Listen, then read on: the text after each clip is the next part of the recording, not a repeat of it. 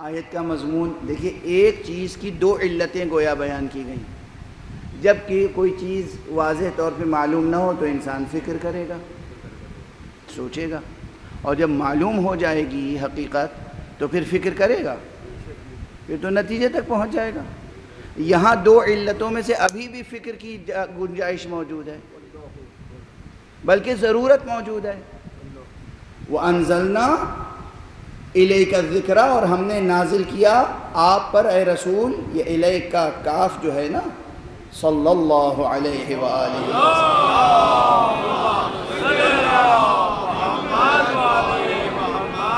یہ کاف کاف خطاب ہے پیغمبر کے لیے نا، تو گویا یہاں یہ اسم ہے مصطفیٰ صلی اللہ علیہ وآلہ وسلم.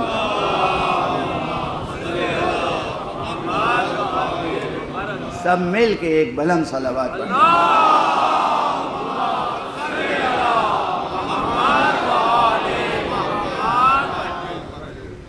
ہم نے اے حبیب، اے نبی، اے رسول، اے مصطفیٰ، اے مبارک، اے نور، ہم نے آپ پر ایک ذکر نازل کیا ہے، مخصوص ذکر.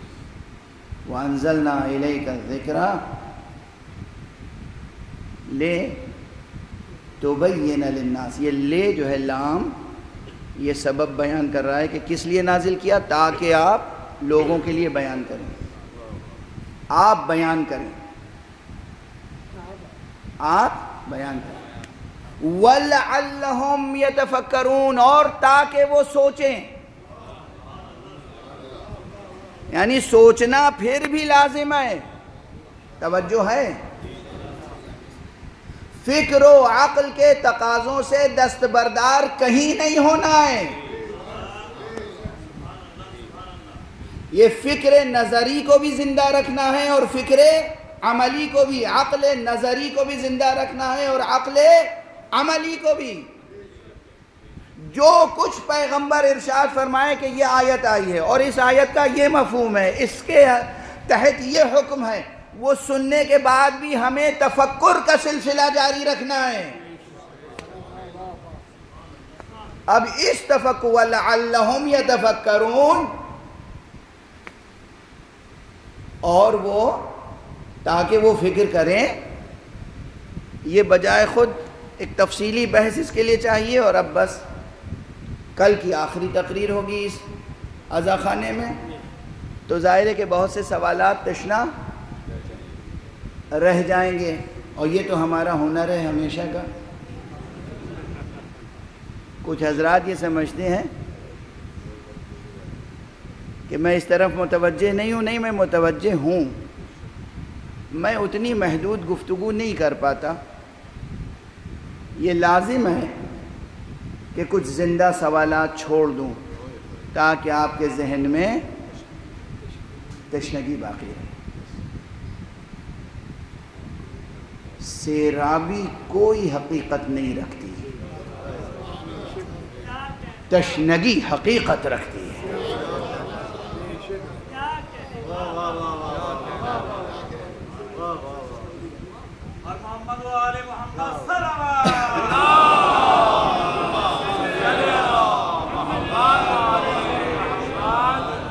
بھائی آپ تمام حضرات مل کے ایک اور بلند صلوات پڑھیں.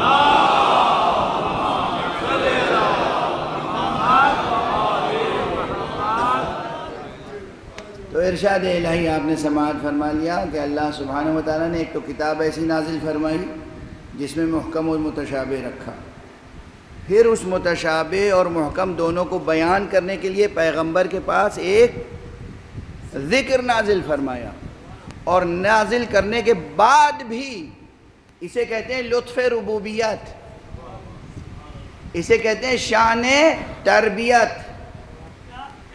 خدا بے عقلوں سے، بے فکروں سے، دیوانوں سے، سنگ دلوں سے، پتھر جیسے دل دماغ رکھنے والوں سے نہ اپنا کلمہ پڑھوانا چاہتا ہے نہ اپنی اطاعت.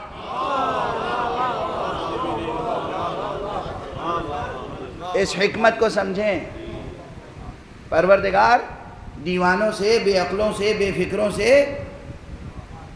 اور جن کے دل پتھر ہوں، جن کے دماغ پتھر ہوں، ان سے نہ اپنا کلمہ پڑھوانا چاہتا ہے اور نہ اپنی اطاعت چاہتا ہے ان سے، نہ ان کا قیام اسے پسند ہے، نہ ان کا رکوع پسند ہے، نہ ان کا سجدہ پسند ہے، نہ ان کا ذکر پسند ہے، نہ ان کی صلوات پسند ہے۔ وہ چاہتا ہے کہ یہ سوچتے رہیں اور اپنے حسن اختیار سے، اگر یاد ہوگا کہ پورے حسن اختیار کے عنوان سے یہیں اشرا پڑھا تھا بہت پہلے، غالباً 20 برس پہلے، انسان اپنے ارادے سے، اپنے اختیار سے، اپنے ذوق سے، اپنے شوق سے، اپنی محبت سے، اپنے عشق سے اطاعت کرے۔ اس لیے یہاں بھی یہ آیت موجود ہے کہ لِتُبَيِّنَ لِلنَّاسِ مَا نُزِّلَ إِلَيْهِمْ، تاکہ آپ بیان کریں لوگوں کے سامنے کہ ان پہ کیا نازل ہوا ہے، وَلَعَلَّهُمْ يَتَفَكَّرُونَ، اور تاکہ وہ سوچیں۔ خدا کی قسم یہ مقامات بہت دیر تک بہت سی مثالیں عرض کروں پھر جا کے کچھ روشن ہوں گے، مگر آپ کی ذہانتوں پہ بھروسہ کر کے اور مجلس کے تقاضوں کو پورا کرتے ہوئے بات کو یہیں روک رہا ہوں۔ اب ظاہر ہے کہ یہ ایک کیفیت ہوتی ہے ذہن کی، جسے کہتے ہیں ذہن میں کہ ایک بات دوسری بات سے ملتی جلتی ہو، تو ایک بات جیسے ہی سامنے آتی ہے ذہن دوسری بات کی طرف پہنچ جاتا ہے۔ اسے بعض علماء اور منطقی حضرات اقتران ذہنی کی کیفیت کہتے ہیں۔ اقتران، ایک بات سامنے آئی، اسی سے بالکل ملتی جلتی کوئی بات تھی تو ذہن فوراً ادھر چلا جاتا ہے۔ اچھا یہاں تو بہت سی باتیں ملتی جلتی ہیں اور شان پیغمبر سے تعلق رکھتی ہیں، شان رسالت سے تعلق رکھتی ہیں۔ اللہ نے کیا فرمایا کہ ہم نے آپ پر ذکر نازل کیا ہے، وَأَنزَلْنَا إِلَيْكَ الذِّكْرَ، کس لیے نازل کیا ہے؟ لِتُبَيِّنَ لِلنَّاسِ، تاکہ لوگوں کے لیے کھول کے بیان کر دیں۔ کیا بیان کر دیں؟ مَا نُزِّلَ إِلَيْهِمْ، جو اللہ کی طرف سے ان کے لیے نازل کیا گیا ہے۔ یہ ایک لفظ ماں نے ذہن کو کہیں اور پہنچایا یا نہیں؟ اور وہاں بھی مسئلہ یہ ہے کہ رسول نے، اللہ نے کہا تھا پہنچا دو تو رسول نے پہنچایا یا نہیں؟ اللہ نے کہا تھا بیان کرو تو رسول نے بیان کیا یا نہیں؟ اور صرف یہ نہیں پوچھ رہا ہوں بیان کیا یا نہیں، بیان کا حق ادا کیا یا نہیں؟ دیکھیں نا، ایک حدیث ہے جسے ہم بار بار دہراتے ہیں، بار بار سناتے ہیں، بار بار سنتے ہیں اور تھکتے نہیں، اس لیے کہ اس میں شان ربوبیت بھی ہے، شان رسالت بھی ہے، شان تبلیغ ہے، حکمت تبلیغ ہے۔ اس آیت میں بھی رسول مأمور تھے کہ جو کچھ اللہ کی طرف سے نازل ہو وہ بیان کریں لوگوں کے سامنے، اور یقیناً جو کچھ نازل ہوتا تھا وہ بیان کرتے رہتے تھے۔ اس کے باوجود کوئی ایک خاص چیز بھی ایسی تھی جو امت کے لیے آج تک متشابہ بنی ہوئی ہے، حالانکہ رسول نے اسے بیان کر دیا تھا اور بیان کا حق ادا کر دیا تھا۔ نعرہ تکبیر، نعرہ تکبیر، نعرہ رسالت، نعرہ رسالت، نعرہ حیدری، یا علی یا علی یا علی مدد حق آواز بلند سلام، اللہم صلی علی محمد وآل محمد۔ لیکن ابھی میں نے کچھ نہیں بیان کیا، ابھی اپنی اپنی قسمت ہے، اپنی اپنی ذہانت ہے، اپنی اپنی ظرفیت ہے، اپنی اپنی نسبت ہے، کہیں کچھ بیان نہ کرو، بس اشارہ ہوا اور بات سمجھ میں آ گئی، اور کہیں یہ کیفیت ہے کہ بیان کرتے رہو، بیان کرتے رہو، بیان کرتے رہو، پھر بھی پوچھتے ہیں ماذا قال آنفا، ارے رسول کیا کہہ رہے تھے؟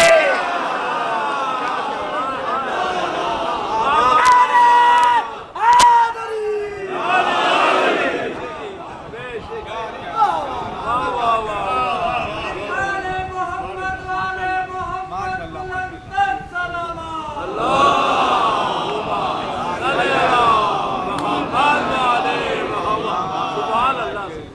دیکھیے نا، یہ جو فقرہ ہے ماذا قال آنفا، یہ میرا تھوڑی ہے، یہ کسی ضعیف حدیث کا نہیں ہے، یہ کسی صحیح حدیث کا بھی نہیں ہے، یہ قرآن کا فقرہ ہے۔ قرآن کچھ لوگوں کی کیفیت بیان کر رہا ہے کہ یہ حضور کی تقریر سنتے ہیں مسجد میں بیٹھ کر، مسجد میں بیٹھ کر حضور کی تقریر سنتے ہیں، اور جب مسجد سے نکلتے ہیں تو ایک دوسرے سے کہتے ہیں ماذا قال آنفا، یہ ابھی کیا کہہ رہے تھے۔ اب میں سب کی بات نہیں کرتا، مگر جو اس قسم کے ہوں جو سن کے سمجھ نہ پائیں، ہم کیا ان سے دین سمجھیں گے؟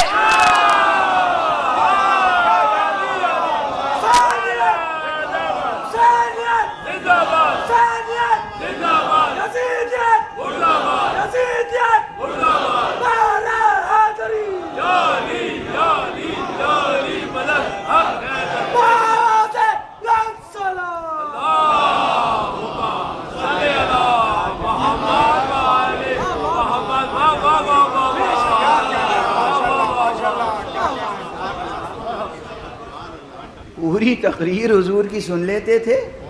اب بھئی کوئی اور نہیں کہہ رہا ہے، یہ نکتے کی بات، یہ کوئی اور نہیں کہہ رہا ہے، اللہ نے ان کا کلام قرآن میں درج کر دیا۔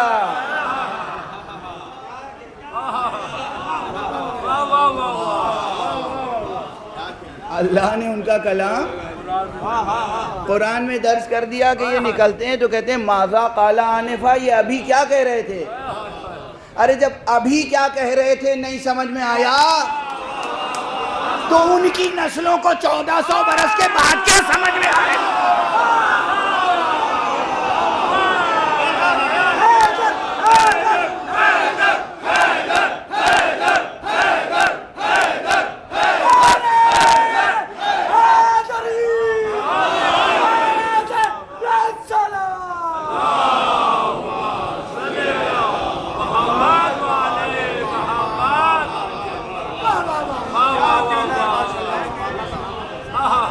معذور ہے، معذور، معذوری سی معذوری ہے، مجبوری سی مجبوری ہے، نادانی سی نادانی ہے، غفلت سی غفلت ہے، شقاوت سی شقاوت ہے۔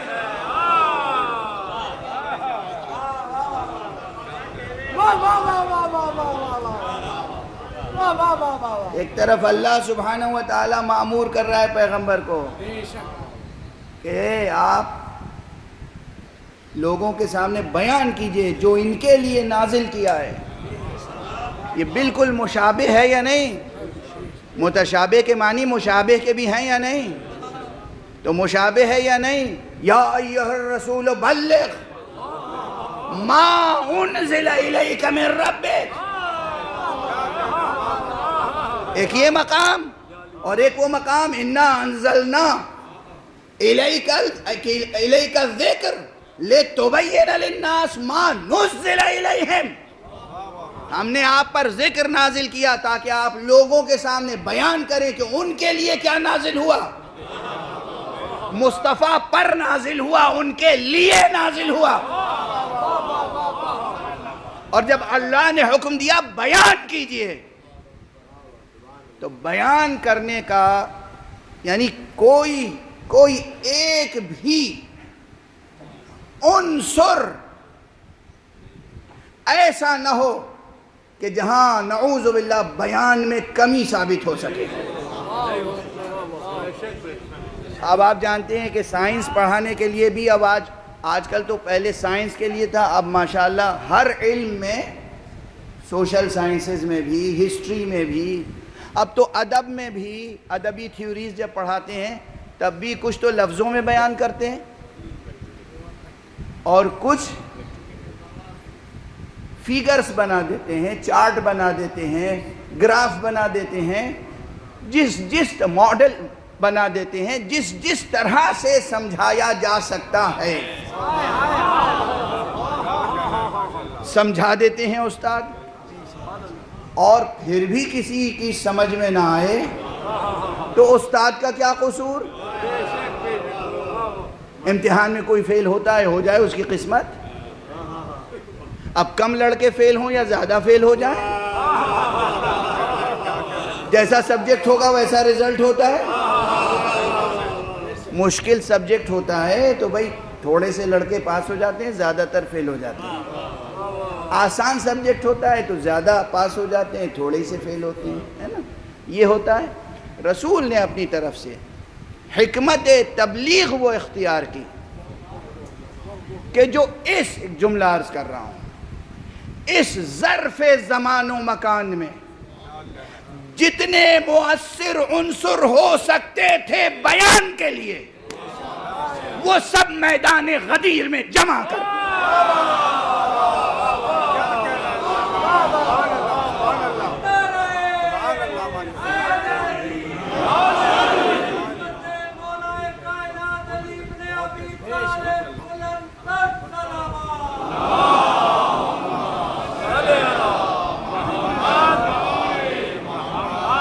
جتنے عنصر ہو سکتے تھے, جتنے وسائل ہو سکتے تھے تبلیغ اور بیان کے کہ اللہ کا پیغام مکمل طور سے پہنچ جائے, ایک ذرا سا اشکال نہ رہ جائے, ایک ذرا سا ابہام نہ رہ جائے, ایک ذرا سا اشتباہ نہ رہ جائے, کسی کے لیے کوئی عذر باقی نہ ہو, کوئی یہ نہ کہہ سکے کہ میں نے دیکھا نہیں, میں نے سمجھا نہیں, میں نے سنا نہیں.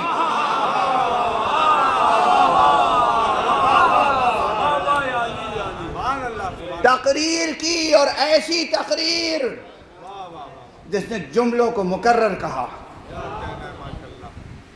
تقریر کی اور ایسی جگہ تقریر جہاں بکھرے ہوئے حواس بھی جمع تھے.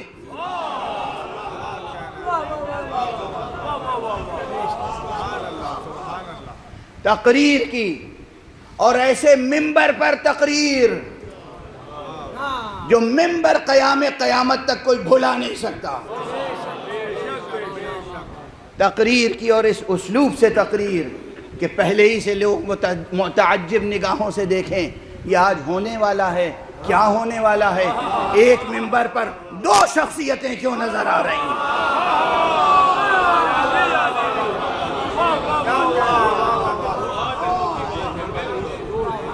خود تشریف فرما ہوئے,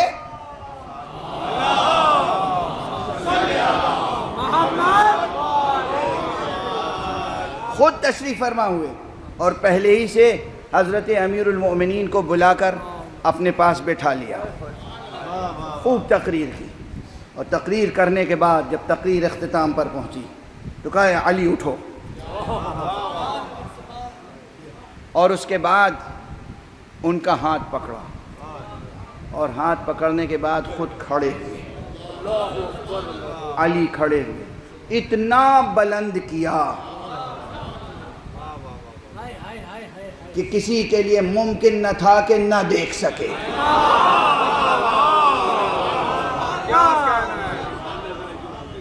اور اس کے بعد فرمایا من کنت مولا فہذا علی مولا, اللہم وال من مولا وعاد من عادا.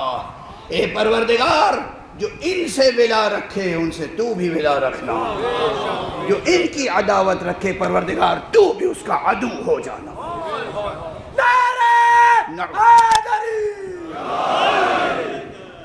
یہ لفظ عدو حالانکہ اللہ کے لیے کسی اعتبار سے درست نہیں ہے, لیکن میری زبان سے نکل گیا اس لیے کہ وہ عاد من عادا حدیث پیغمبر ہے. ایک صلوات پڑھ دیجئے محمد.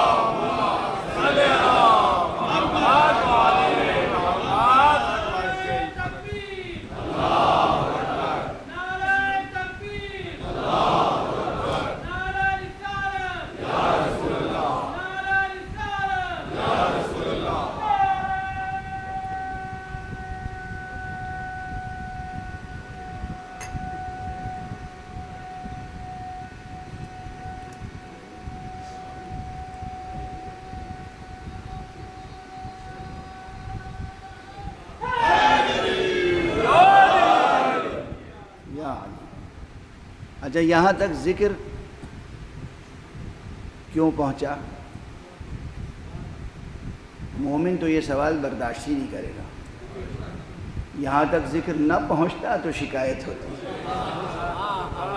یہاں تک تو ذکر پہنچنا ہی تھا. مگر دیکھیے ہمارا کبھی بھی کوئی بھی موضوع ہو، کوئی بھی کیپشن ہو، کوئی بھی ٹائٹل ہو، کوئی بھی سبجیکٹ ہو، کہیں سے بھی شروع ہو اور کتنی ہی راہوں سے گزرے، پہنچتا ہے منبر غدیر تک۔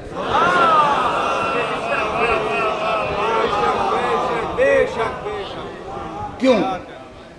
وہ کل عرض کر چکا، یاد ہے نا کہ یہ جو حضرت نے حدیث ارشاد فرمائی تھی انا مدینۃ العلم وعلی بابھا، یہ صرف حضرت علی کی تعریف تھوڑی تھی، ایک رسمی سی تعریف کہ ہاں بھئی دیکھو یہ ان کی قدر شناسی، انہیں پہچانو، ان کے پاس بہت علم ہے، صرف بات اتنی نہیں تھی، بات تعیین مصداق کی تھی، حجیت بیان کرنا تھا، حل بتانا تھا، کلید ہاتھ میں دینی تھی کہ میرے بعد علوم الہیہ، علوم ختم نبوت، علوم قرآن، علوم شریعت، علوم طریقت، میرے بعد جو کچھ چاہتے ہو ان سے ملے گا، یہ در ہیں، دیوار یا دیوار میں بنے ہوئے طاقوں سے جا کے نہ مانگنا،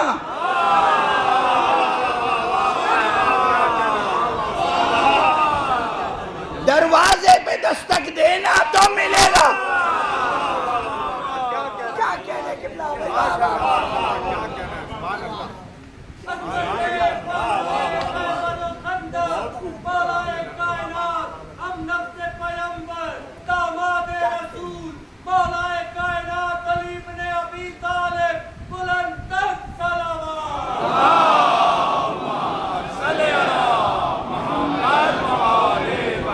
دست ادب جوڑ کے عرض کر رہا ہوں، ایک کیفیت، اپنی کیفیت بتا رہا ہوں، مجھے یقین ہے آپ کی بھی کیفیت یہی ہوگی، یہی حدیث غدیر ہے، یہی حدیث من کنت مولا فہذا علی مولا ہے، یہی حدیث انا مدینۃ العلم وعلی بابھا ہے، بار بار سنتے ہیں مگر ہر مرتبہ معلوم ہوتا ہے کہ اس کا یہ رخ تو آج تک ذہن میں نہیں آیا تھا، اس میں یہ دلالت بھی ہے، اس میں یہ نقطہ بھی ہے، اس میں یہ پہلو بھی ہے، اس میں یہ معنویت بھی ہے، اس میں یہ ریلیونس بھی ہے، اس میں یہ گہرائی بھی ہے، اس میں یہ بلندی بھی ہے، اس میں یہ اشارہ بھی ہے، اس میں یہ راز بھی ہے، اس میں یہ رمز بھی ہے، اس میں یہ سر بھی ہے۔ اسے کہتے ہیں مصطفیٰ کی زبان سے نکلے ہوئے معجز نما کلام کی تاثیر۔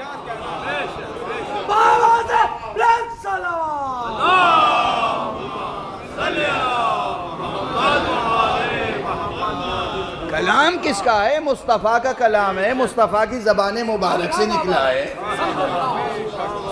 آخر کلام کس کا ہے؟ اس کا ہے جو مدینۃ العلم ہے، اس کے کلام میں کتنی جامعیت ہوگی، کتنی تہداری ہوگی۔ کلام اس کا ہے جس نے خود فرمایا ہے اعطیت جوامع الکلم، ہمیں لفظوں کے کوزوں میں معانی کا کوثر سمونے کا ہنر دیا گیا ہے۔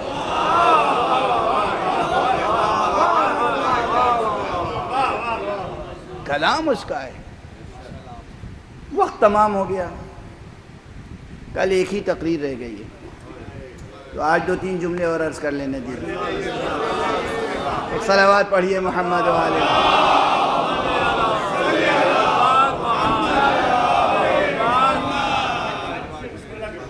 مولا کائنات صرف باب مدینۃ العلم ہی نہیں ہے، متشابہات کے معنی پوچھنے ہو تو ان سے پوچھیں، محکمات کے معنی پوچھنے ہو تو ان سے پوچھیں، شریعت کے معنی پوچھنے ہو تو ان سے پوچھیں، احکام پوچھنے ہو تو ان سے پوچھیں، فلسفہ احکام پوچھنے ہو تو ان سے پوچھیں، قرآن کی تفسیر و تعویل پوچھنا ہو ان سے پوچھیں، کون سی آیت کب کہاں نازل ہوئی ان سے پوچھیں، کس کی شان میں نازل ہوئی ان سے پوچھیں، اگر پوچھنے کی ہمت ہو، اگر پوچھنے کا حوصلہ ہو، اگر حقیقت سننے کی تاب ہو۔ اور قرآن مجید میں ایک آیت ہے اللہ سبحانہ و تعالیٰ نے جناب موسیٰ کی امت کو حکم دیا. اب میں ایک فقرہ صرف عرض کروں گا. کہا کہ دیکھو یہ سامنے تمہارے شہر ہے، یہ بستی ہے، اس میں جاؤ، یہ ایک دروازہ ہے، اس میں سے داخل ہونا. تو داخل ہوتے ہوئے کہنا حطہ حطہ حطہ وقولوا حطہ نغفر لکم. تم حطہ کہو، ہم تمہیں معاف کریں گے. اب اس آیت کی تفسیر ہے. حطہ کے معنی یہی ہے کہ اللہم احطط، اے پروردگار ہمارے گناہوں کو مٹا دے، ہمارے گناہوں کو اس سے صرف نظر فرما. یعنی وہی معنی ہے جو ہم کہتے ہیں اللہم العفو العفو العفو العفو. ہمیں سکھایا گیا ہے نا. نماز شب جو لوگ پڑھتے ہیں انشاءاللہ وہ ضرور اس ذکر کو پڑھتے ہوں گے، اور اگر نماز شب کے وقت میں ادا نہ کر سکیں تو بعد میں بھی ادا کرنے کی سفارش کی گئی ہے. اور یہ کلمہ وہ ہے جب بھی کہیں اللہم العفو العفو العفو، اے پروردگار معاف فرما دے، معاف فرما دے، معاف، ایک کلمہ کہتے رہو یا استغفار کرتے رہو. اسی لیے ان کو سکھایا گیا تھا اسی طرح حطۃ، اللہم حطہ اللہم حطہ اللہم حطہ، یہ سکھایا گیا تھا انہیں ان کی زبان کی رعایت سے. یعنی اللہ سے مغفرت طلبی. ہمارے یہاں کسی کے یہاں ہو یا نہ ہو، حالانکہ ہے، اعتراف نہیں کرتے. ہمارے یہاں اس آیت کی تفسیر و تعویل کے ضمن میں ایک روایت ہے کہ دیکھو علی جو باب مدینۃ العلم ہیں، یہ ہماری امت کے لیے باب حطہ بھی ہیں. علی کے القاب میں سے ایک لقب ہے باب حطہ. علی باب حطہ بھی ہیں اس امت کے لیے. یعنی علم حاصل کرنا ہو تو علی کے دروازے پہ جاؤ، اور اگر اپنی مغفرت چاہتے ہو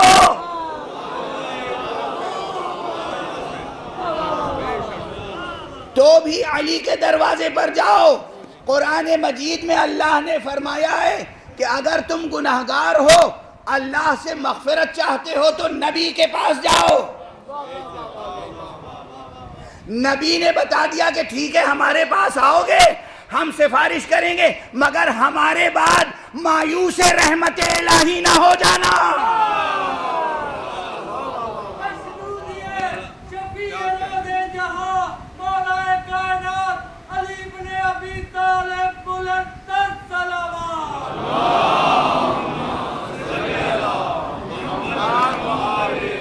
ایک اور بلندتر صلوات پڑھ دیں.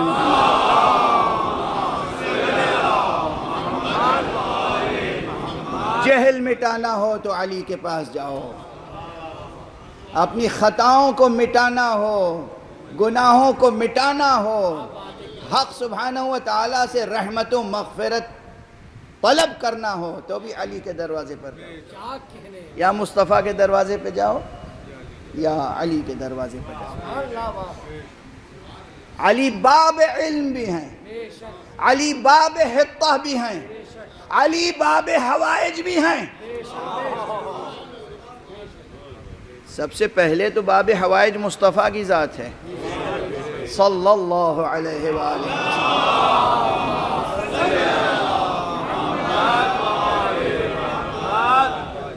جو بھی جس کی حاجت ہو حضور کے محضر میں پہنچے، حضور تک پہنچے گا تو حضور خود باب حوائج. حضرت امیر المومنین تک پہنچ جائے وہ باب حوائج ہے. ہمارے 12 اماموں میں سے ہر امام باب حوائج ہے. صرف ائمہ باب حوائج نہیں ہیں، ام الائمہ حضرت فاطمہ زہرا باب الحوائج.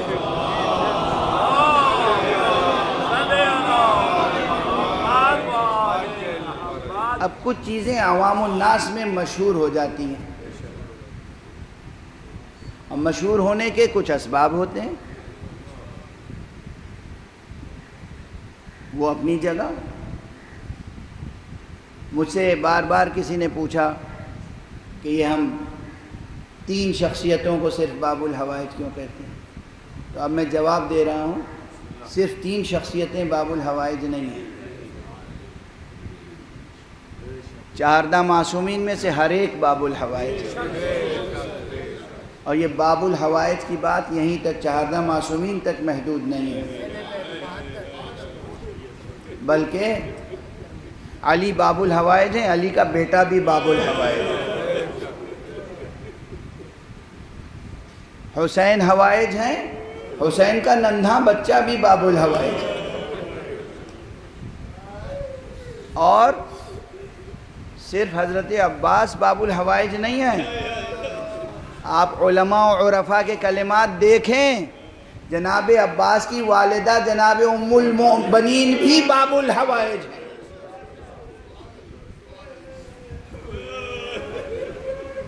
کربلا کے 72 شہداء میں سے ہر ایک باب الحوائج ہے۔ یہ اور بات ہے کہ عباس کا اپنا مرتبہ ہے، آقا عباس کا اپنا مرتبہ ہے۔ حضرت امام موسیٰ الکاظم علیہ السلام کو خصوصی طور پر باب الحوائج کہتے ہیں، وہ ایک خاص اسباب ہیں اس کے، لیکن اللہ کی رحمت بے پناہ ہے اور عطا کے دروازے بھی بہت ہیں، طلب کے دروازے بھی بہت ہیں۔ بس وقت تمام ہو چکا، گفتگو ختم کرنا چاہتا ہوں 2-3 فقروں پر۔ میں نے ابھی مصائب کی طرف اشارہ بھی نہیں کیا اور عزاداروں کی آوازیں بلند ہو گئیں۔ ہمارا سلام ہو قمر بنی ہاشم،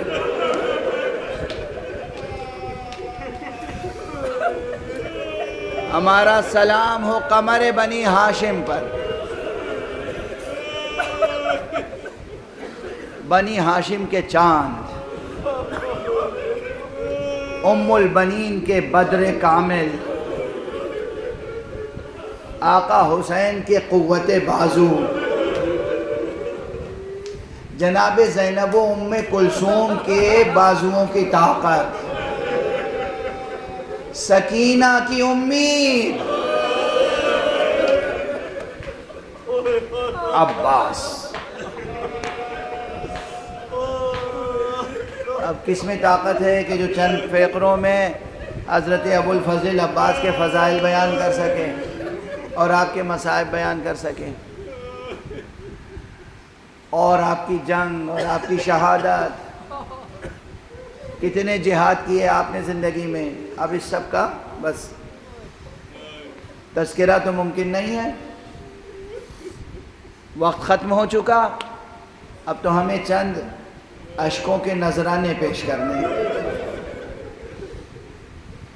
حضرت ام البنین کو پرسہ دینا ہے،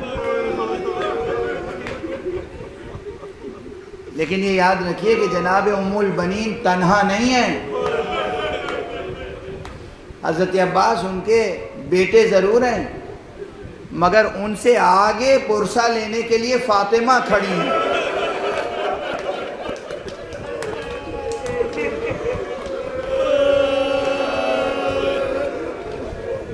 بی بی فاطمہ الزہرا۔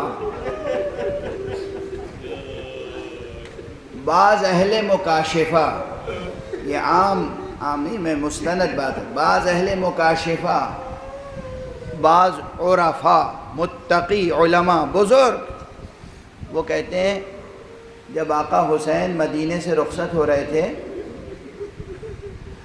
بار بار نانا کی قبر پہ گئے، اور سحر کے وقت پھر وہ اپنے بھائی حسن کی قبر پہ گئے، اور اس کے بعد مادر گرامی جناب فاطمہ زہرا کی قبر پہ گئے۔ تنہا نہیں تھے، ساتھ میں جوانان بنی ہاشم بھی تھے، یعنی ساتھ میں عباس بھی تھے۔ یہ صاحب مکاشفہ بزرگ کہتے ہیں کہ اہل معرفت نے نقل کیا ہے، انہوں نے مجھے اس طرح کہا، اہل معرفت نے نقل کیا، یعنی گویا یہ بات نقل ہوتی چلی آ رہی ہے۔ ظاہر اہل معرفت کو کہاں سے ملی ہوں گی یہ باتیں؟ گھر کی باتیں گھر والے جانتے ہیں۔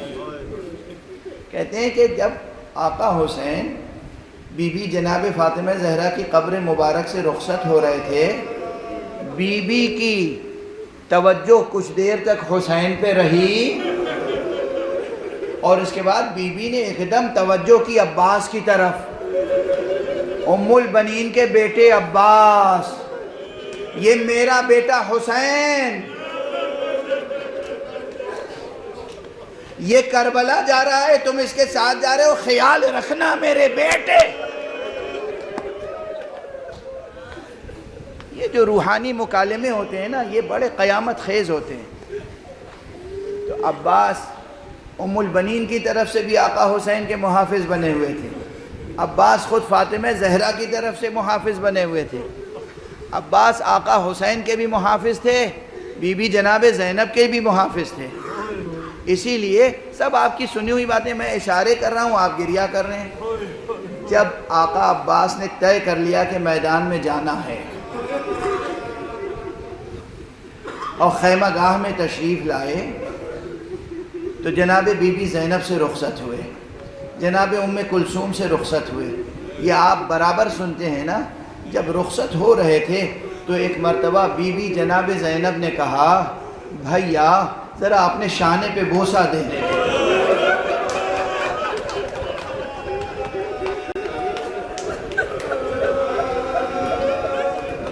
زینب نے شانے پہ بوسہ دیا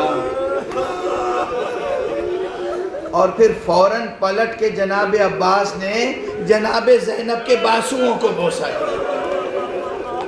تڑپ کے بی بی کی زبان سے ایک آواز، ایک جملہ نکل گیا، بھائیا عباس جاؤ، سنا تھا اب یقین آ گیا۔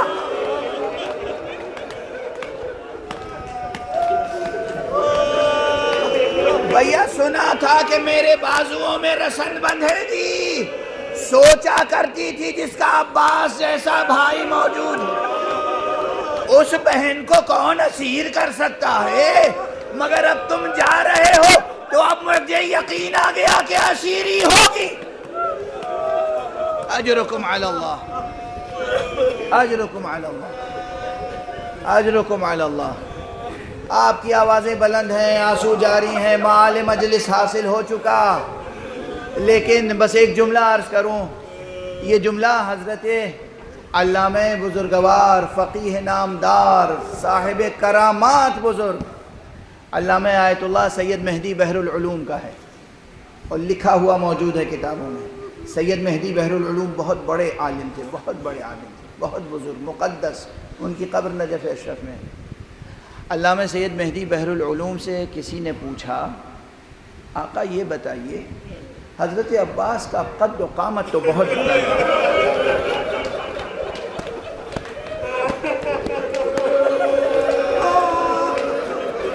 آپ کو سواری کے لیے اسب دو رکابہ ہوتا تھا جس پہ آپ سوار ہوتے تھے، یہ آپ کی قبر مبارک چھوٹی سی کیوں نظر آئی؟ آیت اللہ مہدی بحر العلوم تڑپ گئے، کہا تمہیں معلوم نہیں اشقیاء نے عباس سے کس طرح بدلہ لیا ہے؟ ارے جب سب شہید ہو گئے، خصوصیت سے عباس کے پاس آئے، عباس کے لاشے کو ٹکڑے ٹکڑے، سید سجاد جب دفن کرنے کے لیے آئے ہیں، ٹکڑوں کو جمع کیا، ایک چھوٹی سی لحد بنائی اور اس میں سپرد کر دیا، اوپر لکھا ھذا قبر ابی الفضل العباس۔